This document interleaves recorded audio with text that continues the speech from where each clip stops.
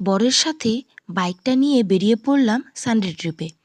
না না, তোমরা যেটা ভাবছো সেটা নয়, আমি বাইকটা চালাইনি, বাইকটা বরই চালিয়েছিল।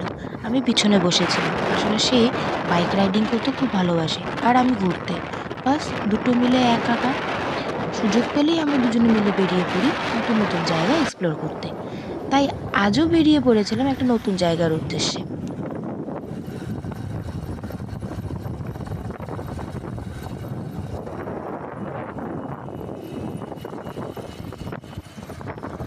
এই জায়গাটা কোথায় তোমরা যদি আইডেন্টিফাই করতে পারো, অবশ্যই নিচে কমেন্ট বক্সে আমাকে জানিও যে আমরা যাচ্ছি কোথায়। নিত্য জীবনের ব্যস্ততার মাঝে একটু সময় বের করে এই প্রাকৃতিক পরিবেশের মধ্যে নিজেদের হারিয়ে ফেলতেও বেশ ভালোই লাগে মাঝে মাঝে।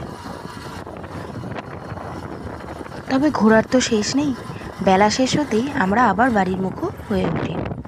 তবে ফেরার পথে দেখি রাস্তার একপাশে সবুজে ঘেরা মাঠে ছেলেপেলেরা খেলছে, ক্রিকেট খেলছে, সেটাও আবার নিজের হাতে বানানো কাঠের ব্যাট দিয়ে।